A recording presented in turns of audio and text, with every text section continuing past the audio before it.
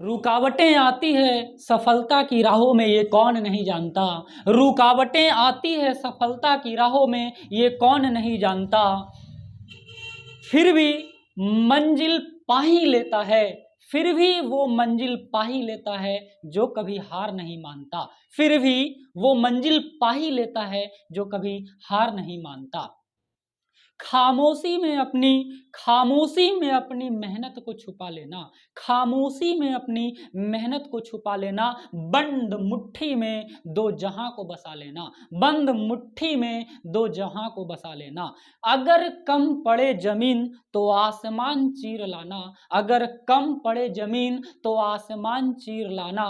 कामयाबी का इस कदर तू परचम लहराना। नमस्कार साथियों, मैं कृष्णा स्वागत करता हूं अपने YouTube चैनल उज्जवल कॉन्सेप्ट में। मैं एक शानदार, लाजवाब और काफी इंटरेस्टिंग सा सेशन लेकर आया हूं जो 10वीं कक्षा के विद्यार्थियों के लिए महत्वपूर्ण रहने वाला है।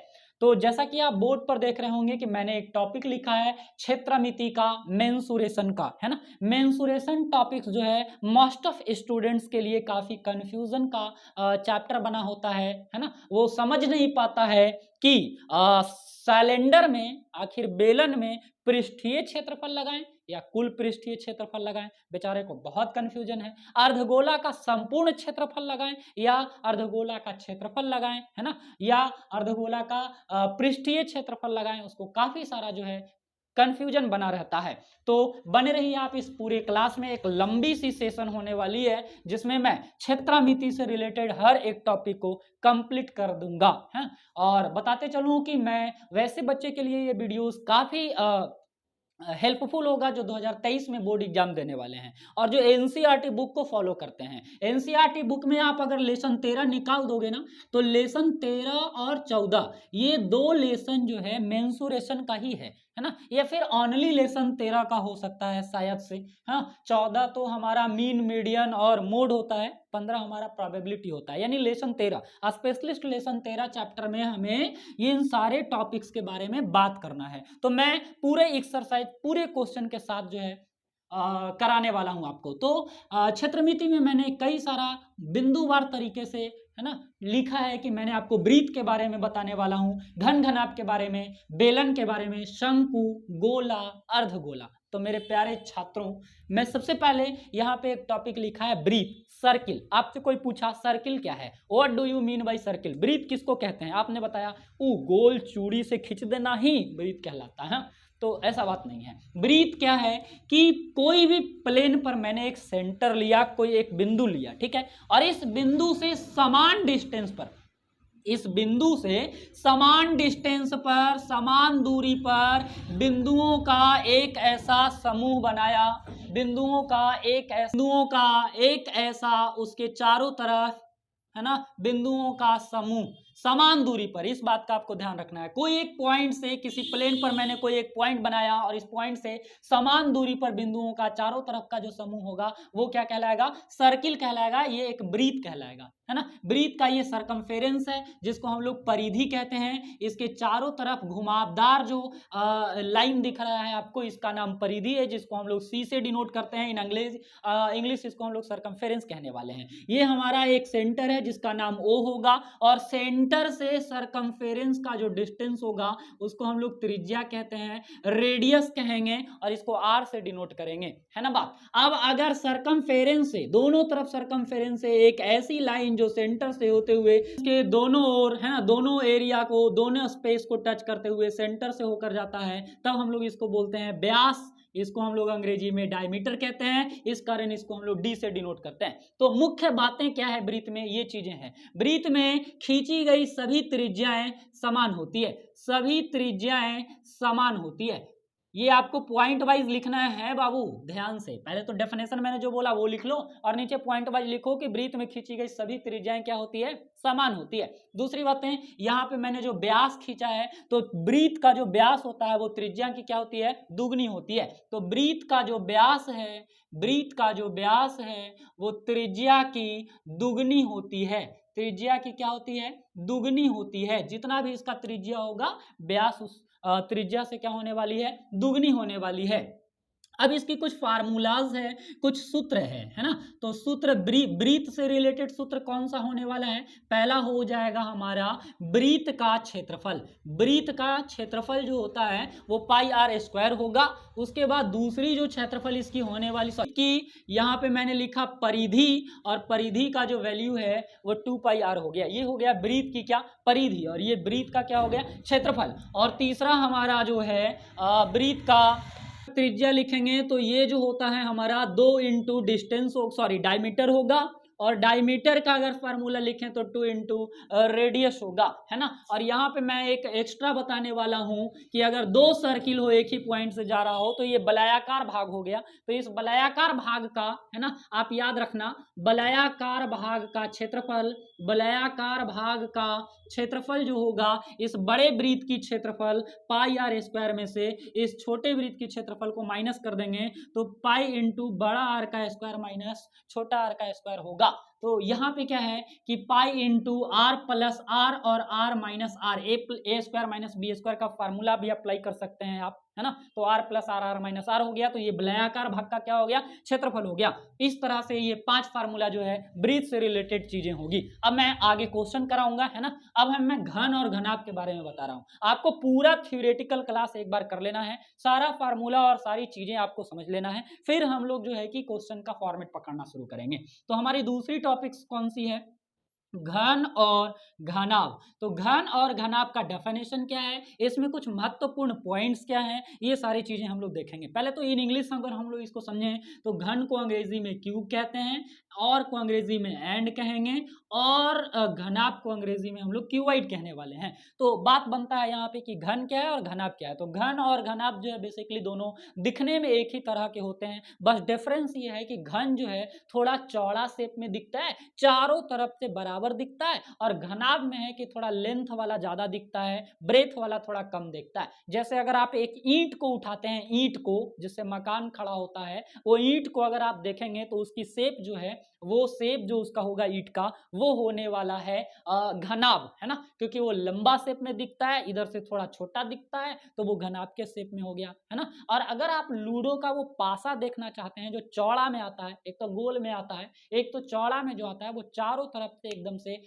बराबर हिस्से में दिखता है, बराबर तरीके से दिखता है, तो वो चीजें हमारा घन कहला जाएगा, है ना। तो अगर डिफिनेशन की बात करें घन का, कि घन के बारे में आप ऐसा क्या लिखोगे, तो आपको लिखना है कि वर्ग से बनने वाली, वर्ग से बनने वाली, है ना, वर्ग से बनने वाली। अब वर्ग का डेफिनेशन थोड़ी ना यहाँ देंगे जी, वर्ग तो आप समझ ही रहे हो कि जिसकी चारों भुजाएं आपस में क्या होनी चाहिए? बराबर होना चाहिए। तो वर्ग से बनने वाली 3D पिक्चर, है ना, त्रिविमीय आकृति। बाबू याद रखना कि त्रिविमीय आकृति क्या होता है। त्रिविमीय आकृति का मतलब होता है कि त्रिविमीय आकृति का मतलब होता है कि जिसमें डायमेंशन में, जिसके डायमेंशन में लेंथ और ब्रेथ के साथ साथ हाइट हो, है ना। That picture has length, breadth and height is called, या it is known as 3 dimension picture. 3D picture उसी को कहते हैं हम लोग, 3D पिक्चर। और अगर हम लोग वर्ग की बात करें तो ये 2D पिक्चर है, द्विविमीय आकृति है। क्यों भाई? क्योंकि इसमें लेंथ और ब्रेथ होता है, हाइट तो थोड़ी होती है लेकिन नागन्य होती है, ना के बराबर होता है, हाइट को हम लोग उसमें मेजर ना करते हैं। तो वर्ग से बनने वाली त्रिविमीय आकृति क्या कहलाती है? घन कहलाती है। मैं तो आपको लॉजिकली एक डेफिनेशन दे रहा हूं ताकि आप इसके बारे में लोगों को बता सकते हैं। वर्ग से बनने वाली त्रिविमीय आकृति घन कहलाती है। अब क्या बात है कि घन में 6 फलक, कितने फलक होते हैं? 6 फलक, 12 किनारे और 8 कोण होता है। क्या होता है? 8 कोण होता है। बाबू कोई के सामने वाला ये डिफिनेशन रख दीजिएगा तो घन के बारे में कंप्लीट बातें होती है। ये क्या है? 6 फलक, 12 किनारे, 8 कोण का मतलब है कि 6 अलग अलग वर्ग से मिलकर बना होता है ये घन। अगर चारों तरफ की साइड को देखें, है ना, मानते हैं कि कोई वर्गाकार रूम है तो उसका टॉप और उसका बॉटम और उसकी बॉल्स जो है 4 वॉल्स मिल करके 6 फलक हो गए। और किनारे की बात करें हम लोग तो एक बॉल की तरफ, अगर एक दीवार की तरफ हम लोग देखें, ये जैसे दीवार है तो दीवार का ऊपर वाला एक किनारा हो गया और एक नीचे किनारा हो गया, है ना। फिर ये वाली जो दिख रही इधर इधर की जो होती है कोने का, तो 4 तो इसी में हो गया, 4 उसमें होगा 8, 4 इसमें होगा 12, 4 हो जाएंगे, है ना। तो मतलब अगर आप देखेंगे तो बढ़िया से, जैसे कि चलो मैं एक दिखाता हूं, जैसे ये, चलो इसको दिखा देता हूं मैं। तो ये इसका एक फलक, दूसरा, इधर तीसरा, चौथा, पांचवा और एक छठा। किनारा की बात करें तो ये ऊपर की एक, नीचे की 2, फिर यहाँ पे एक ऊपर की 3, फिर 4, फिर इधर 5, फिर इधर 6, फिर इधर 7, 8, और ये देखो एक ये 9 और एक ये 10, 11 और 12। तो 12 होते हैं क्या इसमें, 12 होते हैं इसमें किनारे। और 8 कोण तो आप जान ही रहे हो, 4 कोना जो दिखता है घर में, है ना।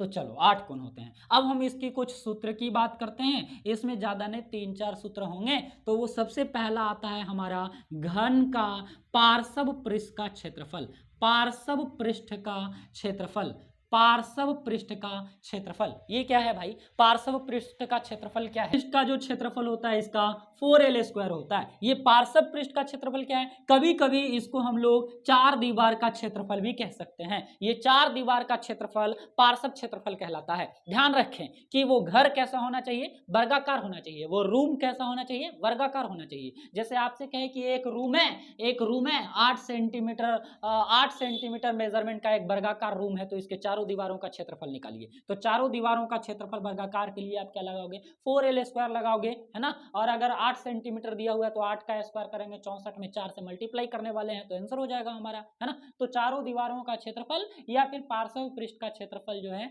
4l² कहलाता है। बात को ध्यान रखिएगा। दूसरी बातें क्या है, घन का संपूर्ण पृष्ठ का क्षेत्रफल, घन का संपूर्ण पृष्ठ का क्षेत्रफल या इसको हम लोग केवल क्षेत्रफल भी कहते हैं या पूर्ण क्षेत्रफल भी कहते हैं, है ना। ये जो होता है 6l² होगा, क्या 6l²। और तीसरा जो हमारे पास फार्मूला है वो है घन का विकर्ण, जिसको हम लोग इन इंग्लिश कहते हैं डायगोनल, है ना। घन का विकर्ण, डायगोनल की बात करें, सबसे लंबी छड़ी जो है रूम में जिस तरीके से रखाया जाएगा वो हमारा डायगोनल कहलाता है। ऊपर के कोना और घर के नीचे की कोना को डायगोनल कहते हैं, हम लोग विकर्ण कहलाता है। तो विकर्ण का जो फार्मूला होता है वो √3 इंटू क्या होता है, l होता है। तो ये हो गया घन का फार्मूला। तो घन का फार्मूला 3 हो गया।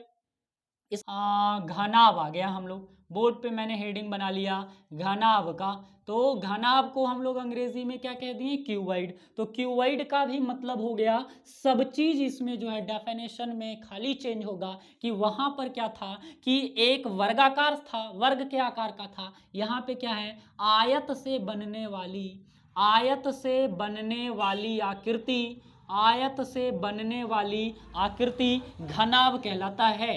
आयत से बनने वाली आकृति घनाभ कहलाता है, घनाभ कहलाता है, जिसमें 6 फलक, 12 किनारे और 12 किनारे और 8 कोण होते हैं। क्या होते हैं, 8 कोण होते हैं। तो ये घनाभ हो गया। अगर डायग्राम की बात करें तो आपको सबसे पहले एक इस तरह का आयत बनाना होगा और इसी आयत के बीच से एक और आयत बना देना आप, और इस सारे साइड को आपस में मिला दोगे तो ये क्यूबॉइड बन जाएगा। अगर हम लोग क्यूब की बात करें तो आपको एक पहले वर्ग बनाना होगा ऐसे चौड़ा, और इसी में आपको एक और चौड़ा वर्ग ऐसे बनाना होगा, और इस सारे शेप को अगर मिला देते हैं तो ये हमारा क्यूब बन जाता है। ये घन है और ये घनाभ है। बात करें अगर इसमें भी तो 3 फार्मूला है। हमारा पहला जो फार्मूला है वो है घनाभ का पार्श्व पृष्ठ का क्षेत्रफल, घनाभ का पार्श्व पृष्ठ का क्षेत्रफल। ध्यान रखना, मैंने बताया है कि इसको हम लोग कहते हैं चारों दीवारों का क्षेत्रफल, चारों दीवारों का क्षेत्रफल। तो इसका फार्मूला जो होगा घनाभ का पार्श्व पृष्ठ का या चारों दीवारों का जो क्षेत्रफल होगा वो होगा 2 into L plus B into H, है ना। ये हो गया पार्श्व पृष्ठ का क्षेत्रफल। और दूसरी बातें अगर हम लोग करें तो घनाभ का संपूर्ण पृष्ठ का क्षेत्रफल, घनाभ का संपूर्ण पृष्ठ का जो इसका क्षेत्रफल होगा या पूर्ण पृष्ठ का जो क्षेत्रफल होगा 2 into L B plus B H plus H L, मैं आपको ये भी डिस्क्राइब करके बता सकता हूं कि चारों दीवारों का क्षेत्रफल 2 into L B L plus B into H कैसे, और ये जो है संपूर्ण क्षेत्रफल इसका 2 into L B plus B H plus H L कैसे, है ना। तो इसके लिए आपको समझना होगा कि इसमें 6 आयताकार फलक लगा हुआ है। सामने का जो आपको ये वाला फ्रंट का दिख रहा है, ये फ्रंट का जो आपको दिख रहा है, इसमें ये वाली हाइट है और इसमें ये वाला जो है वो लेंथ है ना। अब इसके जस्ट अपोजिट साइड अगर देखें तो भी फ्रंट इसका बैक दिखेगा,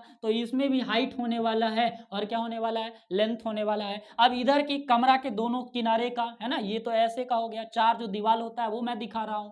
तो इधर अगर बात करें तो ये हमारा बी होगा और ये हमारा हाइट होगा, और चौथा जो इसका साइड है ये भी बी होगा और हाइट होगा ना भाई, चौड़ाई और हाइट होगा। और ये वाला जो दीवार है इसमें लंबाई दिख रहा है, हाइट दिख रहा है। अब बचा टॉप का और बॉटम का, तो टॉप और बॉटम में हाइट नहीं दिखेगा, लंबाई दिखेगा और चौड़ाई दिखेगा, है ना। टॉप और बॉटम में अगर आप जहां खड़े हैं उस खड़े हुए एरिया को अगर आप देखेंगे, नीचे वाले आयत को देखेंगे तो लंबाई दिखेगा और चौड़ाई दिखेगा, हाइट कहां से दिखेगा भाई। तो यहां भी लंबाई और क्या हो गया, चौड़ाई। सारे आयत का क्षेत्रफल निकाल के जोड़ देंगे तो निकल जाएगा किसका, घनाभ का क्षेत्रफल निकल जाएगा। इसको निकालेंगे तो L into B L B हो जाएगा, इसको निकालेंगे तो एल बी हो जाएगा, तो 2LB। इसमें जोड़ देंगे कौन भाई, एल एच और एल एच जोड़ देंगे, है ना, यानी एच एल हो जाएगा तो 2HL हो गया, और यहां से BH और BH जोड़ दिए तो 2BH हो गया। दूसरे में से कॉमन किए तो 2LB plus BH plus HL एक फार्मूला का निर्माण हो गया, है ना। तो इसी तरह से जो है कि घन का भी बनता है और घनाभ का भी बनता है, और इसी के जैसा जो है 2 into L plus B H into क्या बनते हैं, एच बी, है ना। 2 into L plus B into H B होगा, पार्श्व पृष्ठ का क्षेत्रफल होगा। अगर एक हम लोग आयताकार सतह लेते हैं तो आयताकार का अगर क्षेत्रफल निकालना चाहें हम लोग तो लंबाई गुना चौड़ाई होगा, है कि नहीं बात। अब जब चारों दीवारों का बोल दिया तो उसमें एक बार हाइट से मल्टीप्लाई करेंगे, काम क्या हो जाएगा, खत्म। अब बात करते हैं आगे हम लोग तीसरा नंबर पे, ये है घनाभ का, क्या घनाभ का आयतन की बात करें अगर, तो घनाभ के आयतन का फार्मूला होता है L गुना बी गुना एच। घन के आयतन मैंने बताया नहीं था, वहां पे आप नोट कर लेना। घन का आयतन होता है L गुना L। यहाँ भी है लंबाई चौड़ाई ऊंचाई, लेकिन सब बराबर है, इसके वजह से हम लोग LQ याद रखते हैं। तो घन का आयतन वहां नोट कर लेना LQ। यहाँ घनाभ का आयतन होता है L गुना बी गुना एच। चौथा जो हमारे पास फार्मूला है वो है घनाभ का विकर्ण, diagonal of cuboid is equal to under root L square plus B square plus H square. हाँ, मेरे क्लास में एक बच्चा था, वो विकर्ण को ऐसे बताता था, L square plus B square plus H square पूरे का रूट। तो आप भी ऐसे बता सकते हैं कि घनाभ का विकर्ण क्या होने वाला है। नेक्स्ट टॉपिक पे हम लोग बात करेंगे, और वो टॉपिक है हमारा यहाँ पे देखो, घन घनाभ हो गया, बेलन के ऊपर से मैं यहाँ पे इरेज करते जा रहा हूँ। अब हमारे पास एक नया सा टॉपिक आया है जिसका नाम क्या है, बेलन। तो इन इंग्लिश इसको हम लोग क्या कहते हैं, सैलेंडर। देखिए स्पेलिंग में शायद कोई मिस्टेक हो तो कोई बात नहीं, बेलन है यहाँ पे, सैलेंडर हो गया। अब बेलन का डायग्राम अगर हम बताएं आपको तो इस तरह का होता है। अगर हम लोग किसी एक आयताकार पेज को ऐसे अगर राउंड कर देते हैं इस तरह से, तो वो क्या बन जाता है, बेलन बन जाता है ना। तो इसमें एक आयताकार सतह था जिसको फोल्ड किया गया है, नहीं तो ये क्या कहला गया, बेलन कहला गया। तो बेलन में यहां से यहां तक के जो डिस्टेंस होगा उसको हम लोग क्या कहेंगे, हाइट कहेंगे। और ये जो गोल बन गया नीचे, ये डायमीटर होगा और ये रेडियस होगा। तो यहां से यहां के बीच की एच कहलाएगा, है ना। और यहां से ये जो हमारा गोल वृत्त बन गया, इसकी जो त्रिज्याएं होगी और ये पूरा जो होगा वो व्यास होगा, नहीं। तो यहाँ पे हम लोग समझने वाले हैं कि बेलन का क्षेत्रफल क्या होता है। तो बेलन का जो क्षेत्रफल होता है वो दो तरह के होते हैं। एक तो हो गया बेलन का पृष्ठीय क्षेत्रफल, है ना, या इसको हम लोग सीधे सीधे लिखते हैं बेलन का वक्र पृष्ठ का क्षेत्रफल। ये संपूर्ण क्षेत्रफल नहीं है, ये वक्र पृष्ठ का क्षेत्रफल है। तो वक्र पृष्ठ का क्षेत्रफल क्या होता है कि जो ऐसे सर्किल बनाया ना, ऐसे गोल घूम के सर्किल गोल बन गया वो, तो उस सर्किल का क्षेत्रफल आपको लगाना है 2πr। वृत्त का परिधि क्या होता है, 2πr। अगर वक्र की बात करें तो वो राउंड वाला जो एरिया मैंने बताया था वो, है ना, वो राउंड वाला जो लाइन था वो परिधि होगा 2πr, और उसको हाइट से अगर मल्टीप्लाई कर देते हैं तो ये हो जाएगा बेलन का क्या, वक्र पृष्ठ का क्षेत्रफल हो जाएगा। ये है 2 पाई आर एच बेलन का वक्र पृष्ठ का क्षेत्रफल। दूसरी बातें हैं बेलन का संपूर्ण पृष्ठ का क्षेत्रफल। तो बेलन का संपूर्ण पृष्ठ का जो क्षेत्रफल होने वाला है वो 2 पाई आर एच तो होगा ही होगा। अब इसमें दोनों सर्किल जुड़ जाएगा, एक ऊपर का सर्किल और एक नीचे का सर्किल, पाई आर स्क्वायर। तो 2 पाई आर स्क्वायर हो गया। तो 2 पाई आर एच में यदि 2 पाई आर स्क्वायर जोड़ दें तो 2 पाई या 2 पाई कॉमन ले सकते हैं हम लोग, तो 2 पाई और आर भी कॉमन ले सकते हैं। तो इसके पास क्या बचेगा h और इसके पास क्या बचेगा r। तो यहां से हम लोग r प्लस h, पहले r लिख लेते हैं ताकि बोलने में सुविधा हो। तो बेलन का संपूर्ण पृष्ठ का क्षेत्रफल हो गया 2 pi r into are plus H. और उसी तरह से हम लोग तीसरे फार्मूला की बात करते हैं, वो हो गया बेलन का आयतन, है ना जी। तो बेलन का आयतन का जो फार्मूला होता है वो होता है पाई आर स्क्वायर एच। जब बेलन का आयतन निकाल रहे हो तो बेलन का, तो गोलका का, वृत्तवा का जो ऐसे मोड़े ना हम लोग सर्किल, उस सर्किल का क्षेत्रफल लगाना है, हाइट से मल्टीप्लाई कराना है, तो ये क्या निकल जाता है बेलन का आयतन। अब क्या है कि बेलन में आपको दो चीजें या कोई भी फिगर में दो चीजें याद रखना है। आधार का क्षेत्रफल हमेशा जो है पाई आर स्क्वायर होगा, किस में, बेलन में, शंकु में, गोला में, अर्धगोला में आधार का क्षेत्रफल क्या होगा पाई आर स्क्वायर, क्योंकि ये सारे डायग्राम में आधार जो होने वाला है वो गोल होने वाला है। तो आधार का क्षेत्रफल क्या होने वाला है, वृत्त होने वाला है, तो पाई आर स्क्वायर, और आधार की परिधि क्या होगी 2 पाई आर, है ना। ये बातें तो आपको ध्यान रखना ही चाहिए। अब हम लोग बात करते हैं किस पे, शंकु पे। टॉपिक है, नेक्स्ट टॉपिक जो है हमारा वो किस चीज का आ गया, शंकु का आ गया।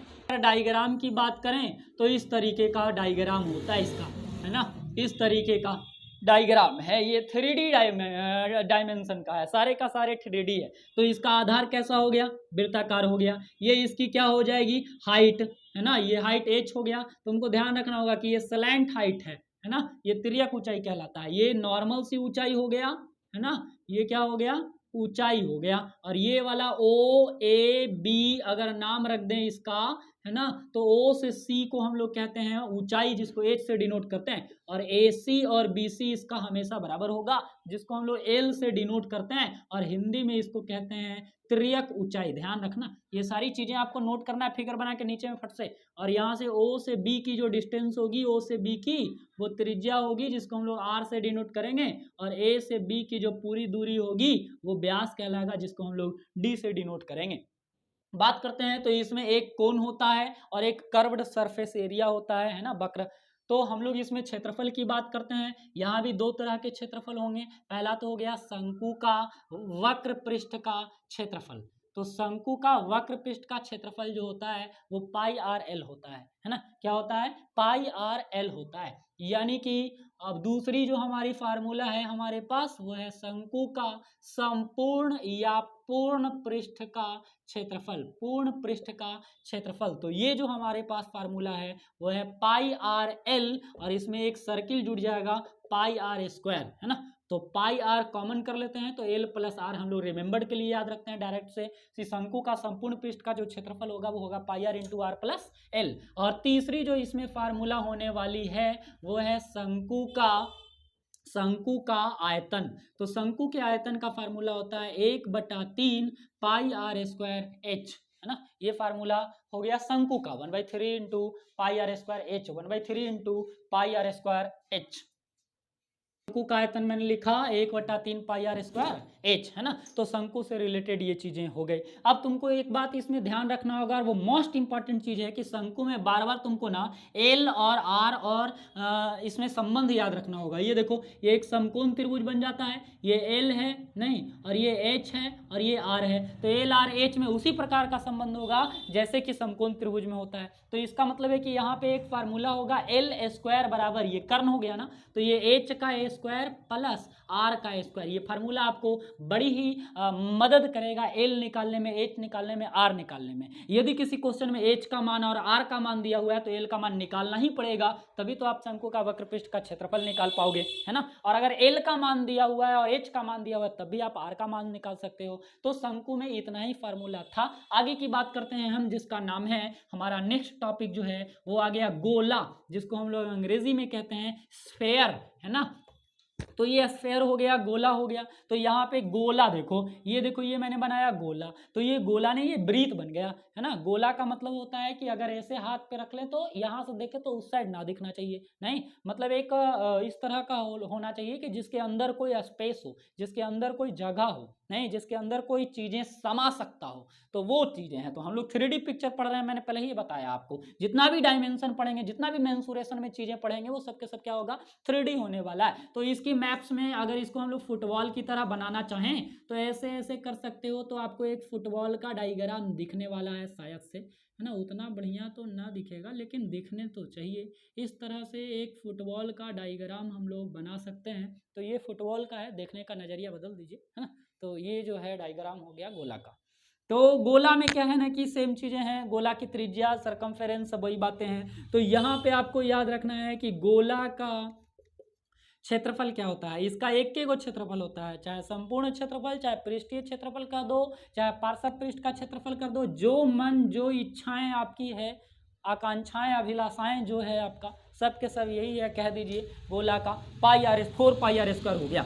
इसी तरह से अगर हम गोला का आयतन की बात करें तो गोला का जो आयतन होता है वो होता है 4/3πr³। तो गोला का क्षेत्रफल और गोला का आयतन, दो चीजें आपको ध्यान रखना है ना बात। अब हम लोग बात करते हैं, इसके बाद का जो टॉपिक है हमारे पास वो आ गया अर्ध गोला, माने गोला का आधा भाग, यानी सेमी स्फेयर या हेमी स्फेयर आपको याद रखना होगा, यानी अर्ध गोला का। तो इसमें हम लोग कटोरा का अक्सर बात करते हैं। तो इसकी सबसे बड़ी खासियत है कि इसकी त्रिज्या और इसकी ऊंचाई बराबर होती है। ऊपर ही एकदम ऊपर के में थोड़ा लिख लेवे के है बाबू कि इसकी त्रिज्या और इसकी ऊंचाई हमेशा बराबर होती है। अगर त्रिज्या दिया हुआ है ऊंचाई बराबर रहेगा, ऊंचाई अगर दिया हुआ है तो त्रिज्या का वैल्यू उतना ही रहेगा। इसकी दो क्षेत्र फार्मूला आपको पढ़ना होगा। सबसे पहले क्या, अर्धगोला का पृष्ठीय क्षेत्रफल या अर्धगोला का वक्र पृष्ठ का क्षेत्रफल, इसमें दो गो क्षेत्रफल होता है। तो वक्र पृष्ठ का क्षेत्रफल तो इसका 2πr² हो जाएगा, और इसका संपूर्ण पृष्ठ का क्षेत्रफल,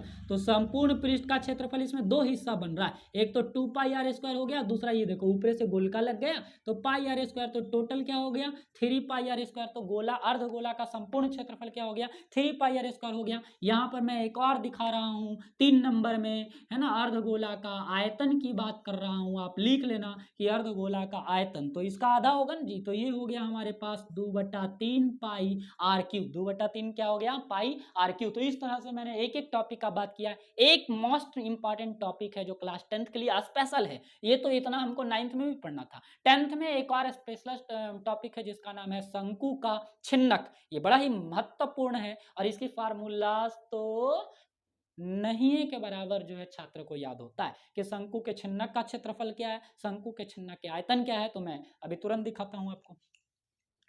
पिक है आगे का, वो है शंकु का छिन्नक है। तो ये डायग्राम जैसा कि आप देख रहे होंगे, ये शंकु है और इसको शंकु को बीच से हम लोग क्या कर दिए, काट दिए। तो काटने के बाद जो इस तरह का हिस्सा बचा है ना, वो उल्टी बाल्टी के जैसा, ये वाला एरिया हमारा कहलाता है शंकु का क्या, छिन्नक। तो शंकु के छिन्नक का क्षेत्रफल भी दो तरह का होगा। शंकु का वक्र पृष्ठ का क्षेत्रफल, तो शंकु का जो वक्र पृष्ठ का क्षेत्रफल होने वाला है वो है πl इंटू बड़ा R प्लस छोटा r, है ना, क्योंकि शंकु का क्षेत्रफल πrl होता है। तो एक बड़ा R एक छोटा r होगा ना, तो ये एक बड़ा R इसमें जोड़ दिए हम लोग, तो पाई कॉमन कर लिए, एल कॉमन कर लिए, तो बड़ा R छोटा r बच गया। तो मैंने वही चीजें यहाँ पे लिखा है। दूसरी बातें हैं कि शंकु का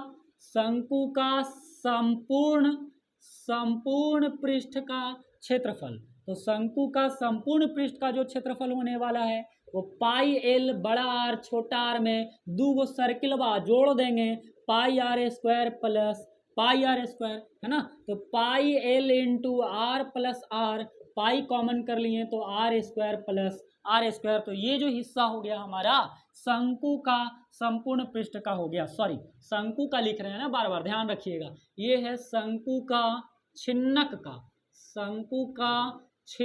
का वक्र पृष्ठ का क्षेत्रफल, और शंकु का छिन्नक का संपूर्ण पृष्ठ का क्षेत्रफल हो गया ये, है ना। और नेक्स्ट चीजें हैं हमारा शंकु के छिन्नक का आयतन, शंकु के छिन्नक का आयतन, हाँ, तो 1/3 पाई एच, 1/3 पाई एच, है ना, इंटू बड़ा आर का square plus R into are plus R square, बड़ा आर का स्क्वायर छोटा आर का स्क्वायर, बीच में रहेगा आर इंटू आर। तो ये हो गया शंकु के छिन्नक का आयतन। तो इतनी चीजें, इतनी फार्मूला अगर आपको नॉलेज में रखा जाए, अगर आप ध्यान में रखते हैं, तो मेंसुरेशन का प्रत्येक क्वेश्चन आप आसानी से सॉल्व कर सकते हैं। तो आइए इसके बाद मैं आपको दिखाता हूं, है ना, एनसीईआरटी बुक का उदाहरण एग्जाम्पल।